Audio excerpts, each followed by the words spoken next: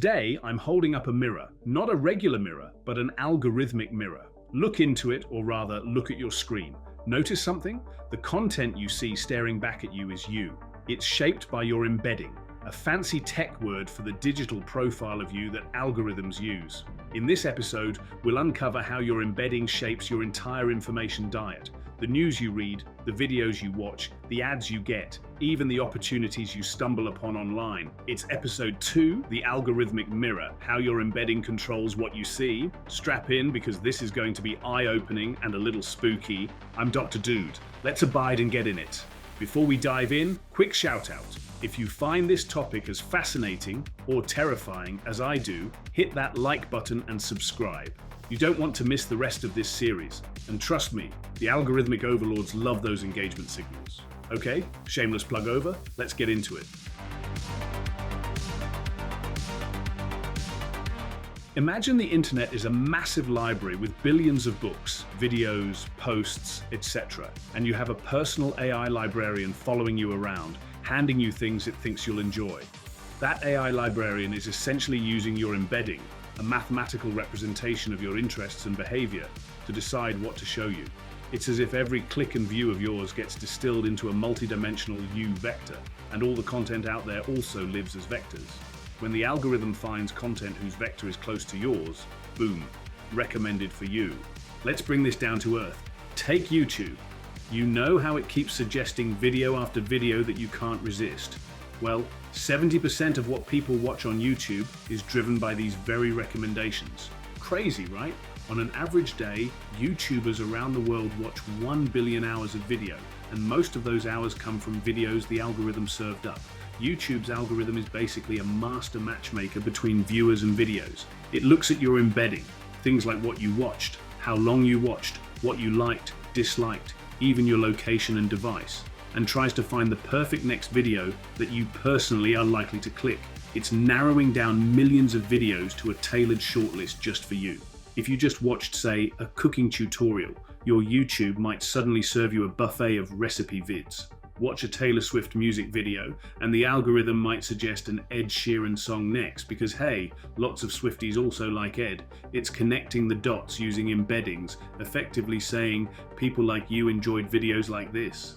And it's not just YouTube, Netflix does it too, in some mind-bending ways.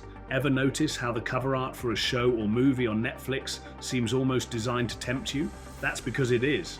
Netflix personalizes not only what shows it recommends, but even how those shows are presented. For example, a friend of mine is big on action flicks. When we both looked at Pulp Fiction on Netflix, his screen showed a thumbnail with Bruce Willis looking like a tough action hero. My account, I'm more into drama, showed a thumbnail of Uma Thurman looking mysterious. Same movie, totally different packaging, each tailored to our tastes. Netflix knows which image is more likely to grab your attention and make you hit play. It's basically telling two different stories to two different users, all based on our personal embeddings and viewing history. As one insider put it, Netflix personalizes not just what you watch, but how it presents it to you. Spotify, Amazon, TikTok, they all use similar ideas. Spotify studies what you listen to and compares your musical embedding with others. That's how it creates those eerily on-point Discover Weekly playlists. Amazon's customers who bought this also bought is using embeddings of product and user preferences to nudge your shopping cart.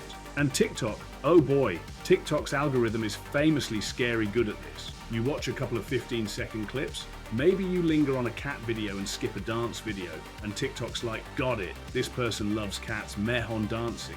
Next thing you know, your feed is all cats, all the time, with the occasional dog for variety. People joke that TikTok knows you better than you know yourself, and that's a bold claim, but not totally without merit. TikTok's AI is constantly updating your embedding behind the scenes, tracking how long you watch, what you rewatch, what you swipe past, until it can predict what will hook your attention with freakish accuracy. The result of all this? No two people's feeds are the same. Your online experience is as unique as your fingerprint, because it is essentially based on a digital fingerprint called your embedding. The algorithmic systems, recommendation engines, are using that to handcraft a media diet just for you. That sounds pretty convenient, right? In many ways, it is. You get the content you like, served on a silver platter. Your YouTube homepage is basically your personal TV channel. Your Facebook or Twitter feed is tuned to stuff it thinks you want to see. Netflix knows if you're more into rom-coms or documentaries and suggests accordingly. But this personalized paradise has a flip side. In the wise words of technologist Eli Pariser, your filter bubble is your own personal, unique universe of information that you live in online, but you don't see what gets edited out.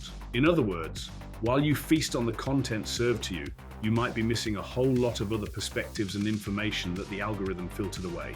Let's explore that darker side. Why you and your friend might be living in different informational universes without even realizing it.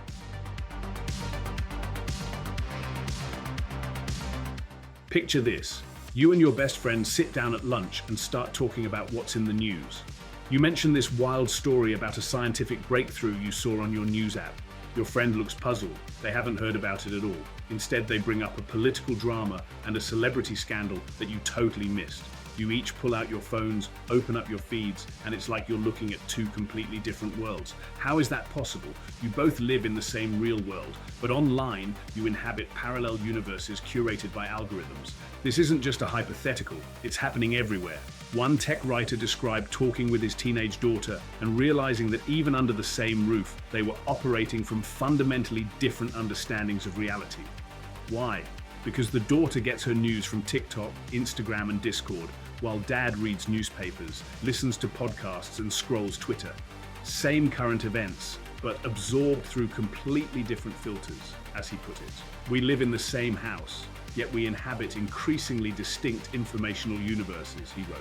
That phrase, distinct informational universes, hits the nail on the head. Your friend's online universe is not the same as yours. Let's test this right now. Science experiment time. Pull up YouTube or Facebook on your device and have your friend do the same on theirs. Compare the homepages or the recommended videos posts you each get. I can almost guarantee they will be wildly different. Maybe your YouTube is full of tech reviews and DIY craft videos, while your friend's shows sports highlights and late-night comedy clips. Or your Twitter feed is all about art and science, and your friend's is all political commentary. Each of you has an algorithmic profile, an embedding, shaped by your own clicks, watch time, and likes. The algorithms have essentially created a custom curated reality for each of you. This phenomenon has a name you might have heard, the filter bubble.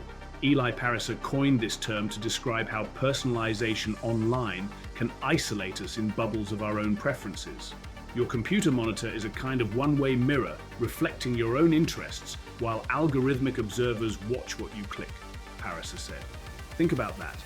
Instead of being a window to the broad world, your screen becomes a mirror, showing you or the you the algorithm thinks you are. And it's a one-way mirror. You don't see what's behind the glass, the huge world of information that gets left out. A classic example.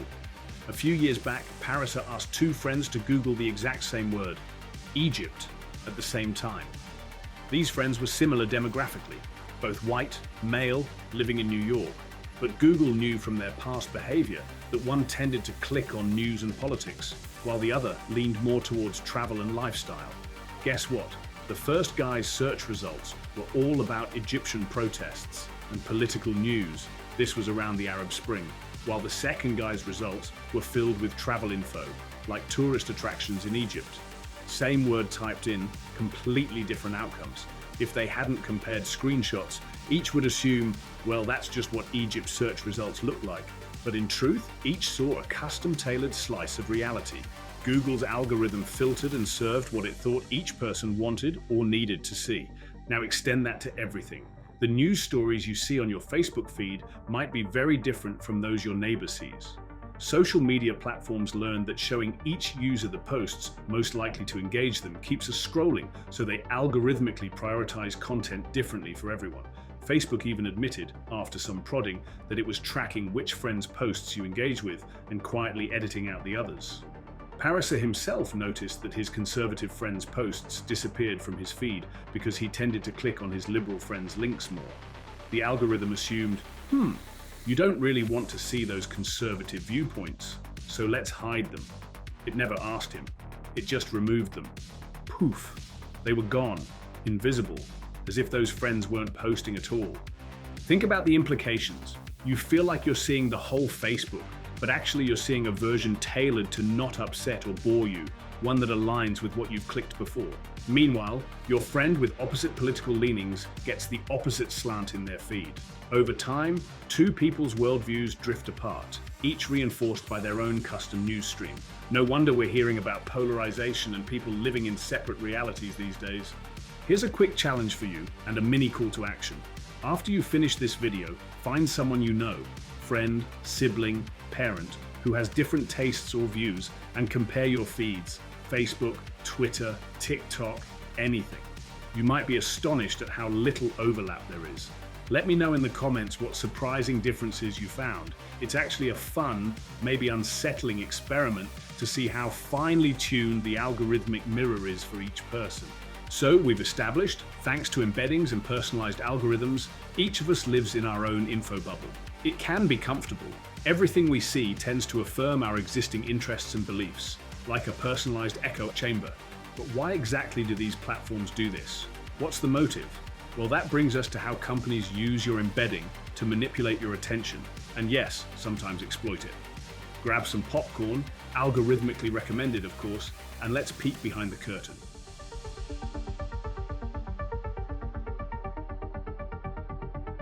Here's a hard truth. Most platforms aren't personalizing your feed out of the goodness of their hearts or to make your life better.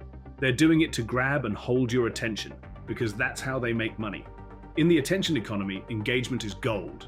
The longer you stay, the more ads you see, the more data they collect, the more money rolls in. And your embedding is the key to maximizing that engagement. Social media companies openly design their algorithms to maximize metrics like clicks, views, watch time, and shares. An article in Scientific American put it bluntly: on social media platforms, algorithms are mainly designed to amplify information that sustains engagement. In other words, the algorithm will show you whatever keeps you hooked, whether that's cute puppy videos, sensationalist news, or furious rants. It doesn't care what it is, as long as you don't look away. This can lead to some sketchy outcomes. Often, what keeps people most engaged is content that triggers strong emotions: outrage, fear, extreme enthusiasm. Psychologists even have an acronym for the kind of content we're biased to engage with: PRIME, prestigious, in-group, moral, and emotional information. We are naturally drawn to things that involve prestigious people, align with our group, or spark moral outrage or intense emotion. And guess what? Algorithms notice that and start feeding us more of it. Over time, your feed can become dominated by emotionally charged posts and hot takes, because those are what keep that clicky-click dopamine flowing. Have you ever found yourself endlessly scrolling through anger-inducing posts or sensational headlines, even if they kind of ruin your mood? You can thank the engagement-optimized algorithm. It's essentially exploiting your psychological buttons to keep you glued to the screen. Platforms also use your personal data, your embedding, to target you with content or ads that are especially hard for you to resist. The most infamous example of this is the Cambridge Analytica scandal. Remember that? It was a political consulting firm that got hold of data from up to 87 million Facebook profiles without permission. They bragged that they had up to 5,000 data points on every US voter. Just think about that. 5,000 little facts about you, from your favorite music and TV shows to your personality traits. By applying psychographic analytics, they built incredibly detailed embeddings of users and claimed they could predict and influence how people would vote. 19. If your profile suggested you were anxious and worried about security, they'd show you ads emphasizing law and order. If another person's data showed they valued compassion, they'd show a different political message tailored to that. It was micro-targeting on steroids, using your own embedding against you to push emotional buttons that they knew would grab your attention and sway your behavior. Pretty nefarious, huh? But it's not just shady third parties. The big platforms themselves have experimented with using the feed to manipulate users. Facebook, for instance, conducted a controversial experiment in 2012 where they subtly adjusted the emotional tone of people's news feeds, showing some users more positive posts, others more negative, to see if it influenced the user's own moods. And it did. People who saw more negative content ended up writing more negative posts, and vice versa. Facebook essentially proved they could make you feel happier or sadder by tweaking what content appeared. Think about the power there, your emotions, manipulated by your personalized feed. Facebook caught a lot of flack for that experiment once it became public, by the way. Moreover, internal documents and investigations have shown that Facebook has explored profiling and targeting users when they're most vulnerable. Reports revealed Facebook's algorithms could identify when teenagers felt worthless or insecure, and that advertisers could target those moments. They've also studied how to manipulate our emotions and keep us coming back. It's the dark side of personalization. When the platform knows you really well, your moods, your triggers, it can use that knowledge to maximize your screen time and add revenue. Let's not forget YouTube. YouTube's recommendation engine has been under scrutiny for years for potentially rabbit-holing people into extreme or fringe content, because that content often drives high watch time. One minute you're watching a harmless video about, say, home gardening. The next, the algorithm might suggest a video titled Top 10 Gardening Conspiracy Theories. Half joking here, hopefully there's no dark underbelly of the gardening world. But on a serious note, many users have reported being led down increasingly extreme paths by YouTube's autoplay and recommendations. The Mozilla Foundation collected stories called YouTube Regrets, and they're chilling. For example, one person said their 8-year-old granddaughter was watching children's videos when YouTube's Up Next suddenly started showing disturbing graphic content about disease and death, which terrified the child. Another user reported their 10-year-old daughter innocently searched for tap dance videos, but YouTube kept recommending more and more extreme dance and contortion videos that promoted unhealthy body images. Soon, the girl started restricting her eating, influenced by what she saw. In both cases, the algorithm didn't have evil intent. It was likely just picking high engagement videos related to the previous ones. But without a human sense of judgment, it ended up pushing content that was wildly inappropriate, simply because some portion of viewers click those shocking videos a lot. These platforms are algorithmic attention manipulators. They use your embedding to figure out not only what you might click, but what will keep you clicking. Sometimes that means steering you toward more extreme content over time, a phenomenon researchers and critics often call the rabbit hole or radicalization effect. The algorithm might start by showing you something mild that you like, and then, to keep your attention, offer something a bit more intense, and then more, and so on. Why? Because it's learned that, say, if you're slightly interested in a topic, pushing you a bit further down that road keeps you watching longer. It's like if you enjoyed a slice of spicy food, so someone keeps upping the spice level gradually, you might keep eating, but suddenly you're sweating from ghost peppers.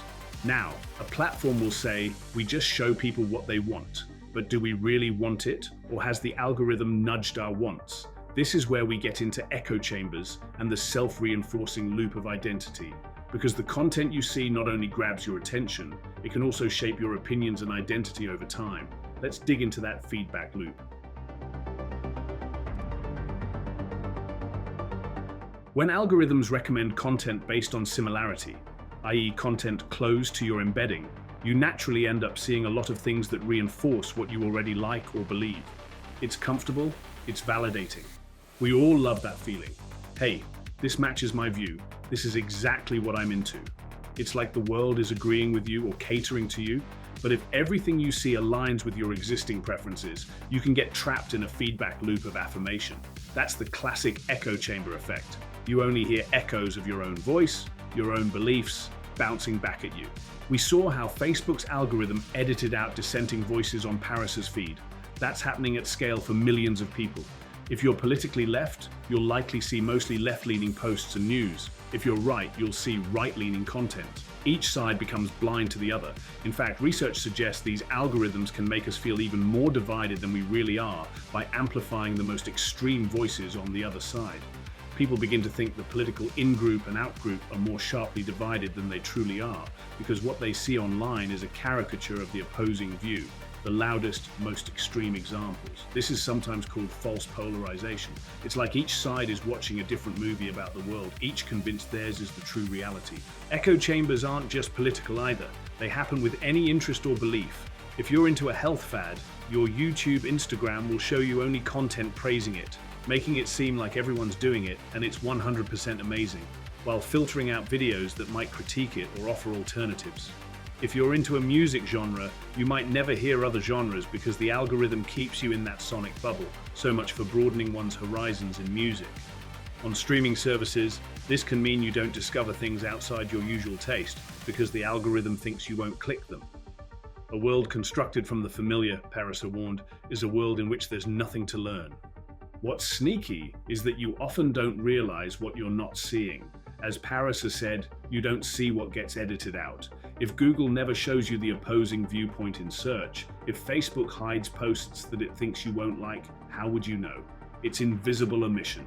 You'd have to deliberately go looking on someone else's feed or a neutral source to realize, oh wow, there's a whole other side of this story that never surfaced for me. Let me give a simple real-world analogy. Imagine you go to a library, and unbeknownst to you, a librarian has secretly watched which books you pick and has removed all books by authors you didn't seem to like from the shelves you browse. Over time, you'd only see books from, say, sci-fi authors because you picked a couple sci-fi books before. You'd never even know that the mystery or history section had some amazing reads because they're effectively hidden from you. You leave the library thinking, man, all books these days are sci-fi. That's the only genre worth reading. But in truth, you were just filtered into that aisle. That's what's happening online on a massive scale. Now, one could argue, isn't it good that I see content I like? Who wants to be bombarded with stuff they hate or find boring? True, there is value in personalization. It helps you find the needle in the haystack of content you'd enjoy. The algorithms are very useful for that. The danger is the balance. If everything becomes hyper-personalized, you might never encounter viewpoints that challenge you, news that's important but not immediately appealing, or creative ideas outside your comfort zone. It's all haystack, no needles that prick you. And as Parisa pointed out, it feels great to have your own views reflected back to you. But actually, it's very dangerous. Because to make good decisions, you need to see all the options. Democracy, creativity, personal growth, they all depend on us occasionally stepping outside our bubble. Platforms, however, aren't incentivized to show you diverse perspectives by default, because that might make you uncomfortable or less engaged. Confirmation bias is real. We tend to gravitate toward info that confirms what we already think. The algorithms have figured this out, so feeding you confirming stuff keeps you happy and hooked in the short term. It's like giving a kid candy because they'll stay quiet and content. But too much candy isn't healthy. We're getting an information diet full of candy and not enough vegetables, the harder, important stuff. Or as Parisa colorfully said, it's like getting junk food news and missing out on the balanced meal. So echo chambers form naturally when algorithms optimize for engagement and similarity. Your embedding clusters you with like-minded folks and content, and you mostly hear echoes of what you already believe. That's the closeness trap, being surrounded by things close to your existing self. It can make our opinions more extreme over time because we keep hearing the same rally cries and no counter-arguments. And it can give us a warped sense of reality because we never see the full picture. Now, here's where it gets even more profound. This isn't just about what you see, it can become about who you are. The content you consume influences your knowledge, your opinions, your values, even your personality to some degree. And if an algorithm is steering that content, you see where I'm going. We're talking about a feedback loop that can reinforce or even reshape your identity based on an initial profile. Let's unpack that loop in the next section.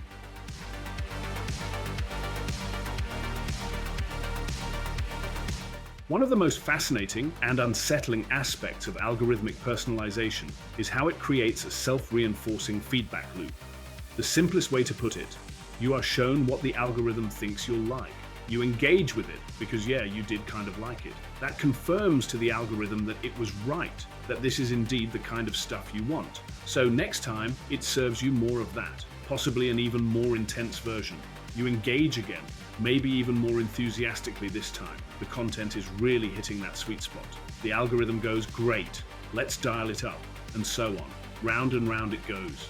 With each cycle, the algorithm's picture of you, your embedding, becomes more extreme in that direction, and you in turn are influenced by the increasingly one-dimensional content you're seeing. It's a closed loop that can spiral in a particular direction. Consider a benign example. Suppose you start watching a few vegan cooking videos out of curiosity. The algorithm takes note. Soon, every other video on your YouTube homepage is about vegan diets, vegan athlete success stories, animal rights documentaries. You get immersed in it. Perhaps you were just curious at first, but now, seeing so much of this, you start thinking, Veganism is really important. Maybe I should try it. The next thing you know, you are vegan. You've joined vegan Facebook groups. You buy vegan products advertised to you. The algorithm goes, I've created a vegan, and keeps feeding you more to reinforce that identity. Maybe now it's advanced recipes and activist content. This could be a positive life change. But notice the progression. Your initial slight interest was caught and amplified by the feedback loop into a bigger part of your identity. Now take a less wholesome example. Someone watches one video about a conspiracy theory, let's say a flat earth documentary, just out of morbid curiosity, or because a friend sent it as a joke. YouTube's algorithm, however, sees interest and thinks, let's recommend something similar. Up next, moon landing hoax? You click because, well, you're curious how deep the rabbit hole goes. Then comes 5G mind control, secret lizard people running the government, and so on. With each video, the content can get more extreme or more convinced of its outlandish worldview. Spend a few evenings down this trail, and suddenly your YouTube homepage is dominated by conspiracy content. At a certain point, you might start believing some of it. After all, every video you see is hammering the same alternative facts, and everyone in the comments seems to agree with them. You've entered an alternate reality constructed by algorithm. Your initial, hey, that's odd, funny click has morphed into, maybe they have a point, and can end up at the earth is flat. Wake up, sheeple. I exaggerate slightly for effect, but this is not far from real stories we're hearing. In fact, let me share one real-world story that illustrates this perfectly. It's a bit dramatic, but important. The Mozilla Foundation gathered reports from people about harmful YouTube recommendations. One man described how his ex-wife got sucked into a conspiracy theory vortex on YouTube. It started with some innocent video, but YouTube just kept feeding her more and more fear videos.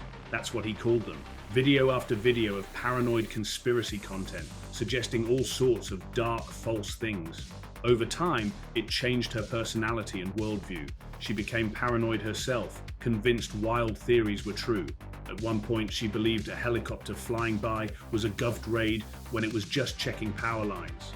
She stopped trusting anyone, not doctors, not the police, not even family. The man lamented, "YouTube is part of my pain.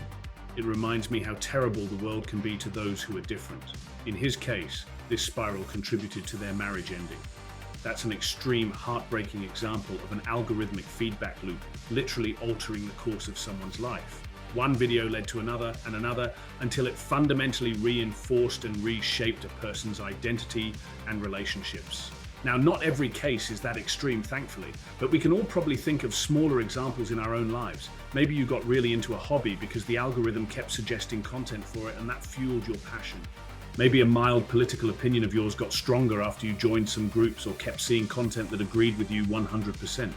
Maybe you bought into a certain lifestyle or trend because all your feeds started showcasing it, looking at you folks who took up baking sourdough bread after seeing it everywhere online.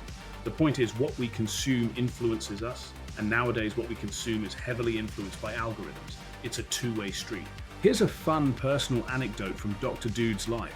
I once clicked on a single video about retro gaming, classic 90s video game nostalgia. Harmless, right? Well, the YouTube algorithm pounced. Suddenly my feed was all retro gaming. Top 10 NES games, history of Sega versus Nintendo, how to mod your old Game Boy.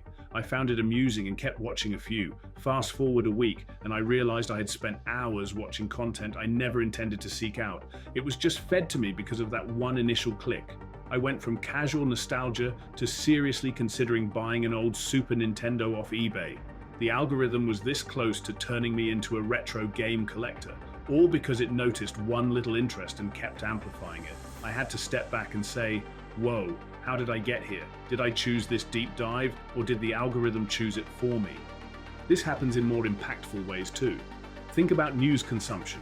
If you show a slight interest in, say, climate change skepticism, maybe you clicked one contrarian article out of curiosity, you might start getting flooded with climate hoax content, which could then convince you that the scientific consensus is wrong, because you're not seeing the actual scientific content anymore, just the fringe stuff, or vice versa. You click one video about living minimally off-grid, and soon you're inundated with quit society content. The feedback loop reinforces identity by ensuring you mostly see content that aligns with what you've engaged with before, which makes you engage more with that kind of content, which further entrenches that interest or belief in your life. It's turning preferences into convictions and hobbies into identities. In psychological terms, it's like positive reinforcement learning. The algorithm is training you while you're training it. Now, one could ask, are we just passive puppets here? Not necessarily. Humans still have agency. We can and do seek out different views, and we can break the loop if we become aware of it. But awareness is key. If you never realize your feed is biased by your embedding, you might just follow the algorithmic path of least resistance, which leads to a narrower and more reinforced version of yourself. So, what do we do with this knowledge? First, simply knowing about it is huge. You can catch yourself and say, I'm in an echo chamber, or the algorithm is feeding me this. Maybe I should check other sources. Sometimes I play a game where I deliberately confuse the algorithm, like watching a totally different type of video, e.g. a random opera performance when my feed is all tech videos, just to inject some randomness. It's like popping your head out of the bubble for a breath of fresh air. Second, push for platforms to give more control. Some platforms have started adding features to see a wider view. Twitter had an option to see latest tweets unfiltered, for instance, and Facebook has feeds options, though they often hide them. We can use those to diversify what we see. Third, share this knowledge, which brings me to a little call to action. If you found this information valuable, share this video with a friend or on social media. Let's spread awareness of how embeddings and algorithms work. The more people know, the better we can navigate our feeds mindfully, instead of being silently guided by them. That segues nicely into wrapping up today's episode and teeing up what's coming next.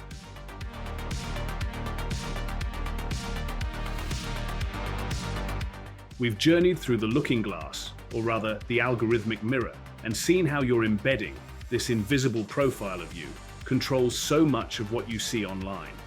From the videos YouTube lines up, to the news on your feed, to the ads nudging your wallet, it's all filtered and personalized via that embedding. We saw that this personalization can create convenience and fun. Wow, it's like Netflix knows me. But it also fragments reality into filter bubbles. You and your friend, your daughter, your neighbor, each living in a custom information universe, barely overlapping. We saw how companies use these embeddings to keep your attention at all costs, sometimes by pushing emotional hot buttons and extreme content. That can lead to echo chambers where you only hear agreement, never dissent, and gradually a more polarized society. And we dove into the feedback loop that reinforces your identity, how the algorithm can take a tiny spark of interest and fan it into a flame, or take a slight bias and double down on it over time, essentially shaping who you become by shaping what you see. It's a lot to take in, I know. You might be thinking, geez, Dr. Dude, this sounds like some Black Mirror episode. Algorithmic Mirror does have a Black Mirror ring to it, doesn't it? But here's the thing, it's not science fiction. It's happening right now, every day, on your feeds and mine. The mirror analogy is apt. Online algorithms reflect us, but sometimes like a funhouse mirror, distorting and exaggerating certain parts of us. And meanwhile, as one author said, the algorithms that orchestrate our ads are starting to orchestrate our lives. Powerful stuff. Now, where do we go from here? We've set the stage by showing how your embedding controls what you see, but there's an even deeper question. If it controls what you see, does it control what you do and who you are? In other words, how do these personalized experiences influence your behavior, your decisions, your identity? We touched on that with the feedback loop, but in episode 3, we're going to dive headfirst into that very idea. The cliffhanger I'll leave you with. How do embeddings influence who you become? Are we all just products of our algorithmically curated feeds? Can we break free and consciously shape our own identities? Next time, we'll explore those questions, looking at how everything from your career choices to your social beliefs might be nudged by the invisible hand of the algorithm.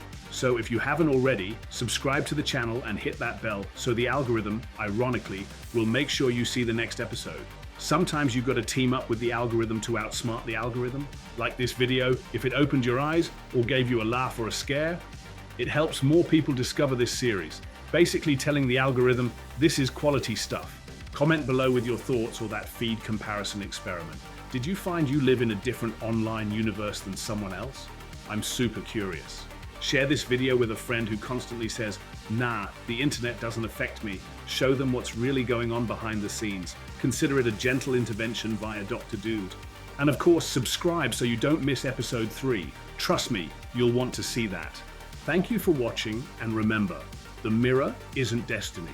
Once you become aware of your embedding and how it shapes your digital world, you can choose to step outside the bubble once in a while, peek behind the curtain, and take back a bit of control. If you enjoyed this, hit subscribe, give the video a like, and tell me in the comments which moment made your brain go, "Whoa, this video really tied the room together." I'm Dr. Dude. Thanks for hanging out with me, and I'll catch you in the next one.